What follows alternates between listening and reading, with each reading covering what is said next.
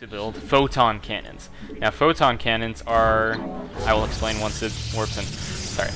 So, at the Cybernetics core here, you've got air armor and air weapons upgrades, and an ability for the Sentry, which is Hallucinate. Hallucinate kind of makes fake units onto the field for you. You choose which ones, and it kind of jukes your opponent into thinking, oh, holy crap. And then the most important is Warp Gate technology.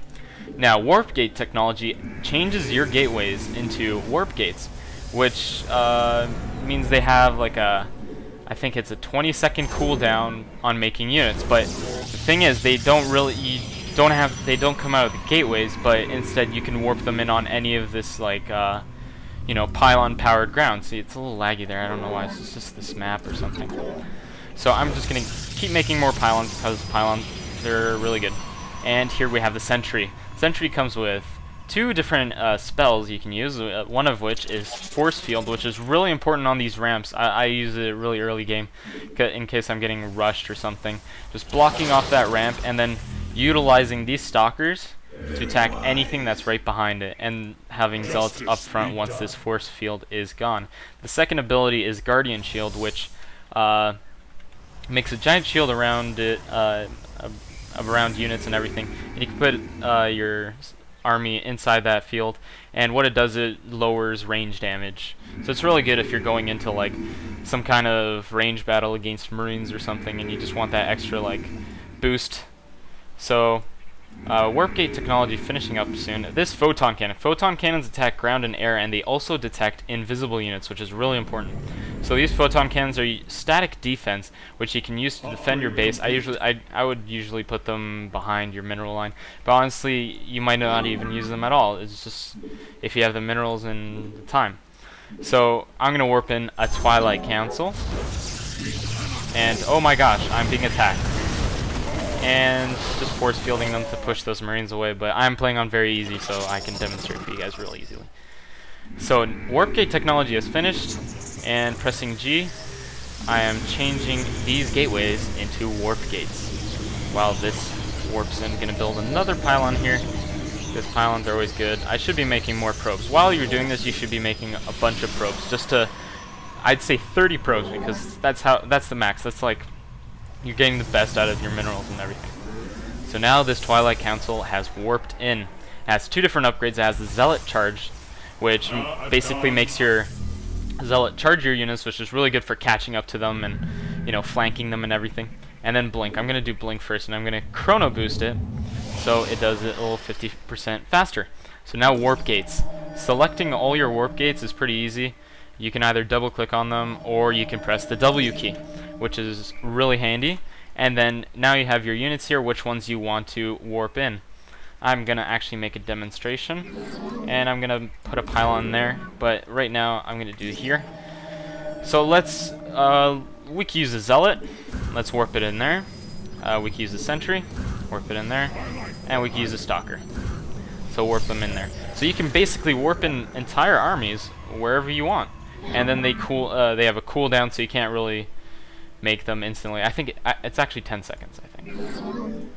Not sure. So let's build a Stargate. Very cool. So Blink's researching still, and now you've probably noticed, oh, I have this huge army and I'm just making so much more minerals, I'm just teching up. What else should I do? Well, expansion. Huge part of the game, and you just got to do it at the right time, either really in the beginning or maybe when you're, I would suggest usually when you're leading. You're just like in the lead, you've got them on the run, you're attacking them and harassing them, and they're just being mad at, you know. That's when I would expand, because they're probably not going to attack. They're in defensive mode, they're not going to attack. So see this pylon right here?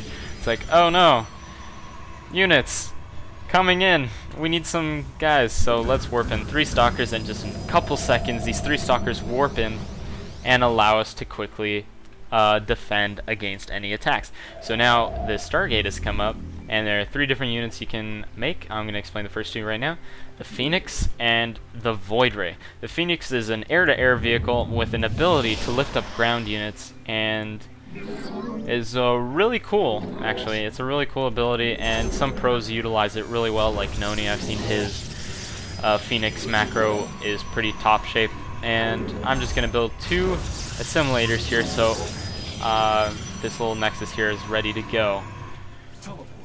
Let me research stealth speed too. So here's the Phoenix. It's really fast, actually. I don't know what error it's like. It's really good against, actually. It's really good against. I can't remember.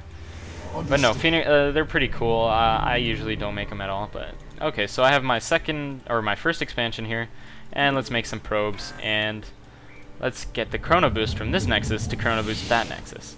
So that's perfect. So these guys are still just making. Let's make some more probes, and maybe a pylon. And shift right click will make it do your order after it's done its first order. So you can queue it up, kind of like Supreme Commander if anyone's played it. It's real fun. And here's a Void Ray. This thing is a really good unit. It's air to air and air to ground. And what its ability is, it basically shoots buildings, right? But I'm just going to be attacking my own thing. But while it's shooting, it charges up its crystal. So once you see this huge blue beam, it just does absolutely like 5 times the damage. It's just incredible. And if you have a whole bunch of these, they're unstoppable. So I'm going to stop that, but basically uncharges itself. And there's a little battle here, but I have enough units to fend it off. I should be attacking, but I gotta show you guys how to play this game.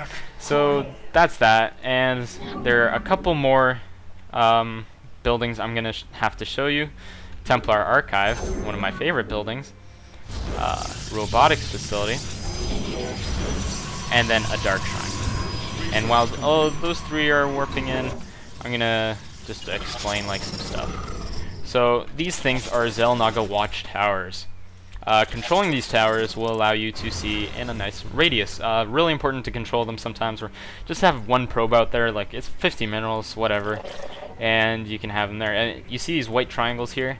They're like in a radius. The Terran player has a sensor tower, so he can detect whenever my units are coming in. So let's just keep upgrading and stuff because we have the resources to do. So what Templar Archives let us do is create High Templar, which are our favorite unit of mine. If you see my other videos, they basically can do Sidestorm, but first you've got to research it. So I'm gonna chrono boost that. Chrono boosting is for cool people, so I'm gonna chrono boost that. And then here's the Robotics Facility. 4 different units here. I'm gonna explain the first 3 first. So the Observer, very important unit. It's a mobile kind of air unit that detects invisibles, and it's really good for scouting. I would probably the first thing I ever make out of Robotics Facility is an Observer. Then there's the Warp Prism. I'm gonna explain that afterwards once it's done. And then there's the Immortal, so I'm gonna spawn that too. So the Dark Shrine is up, and what is this SCV doing? I think he needs to die. Let's warp in some units. Uh-oh, never mind, he's coming up.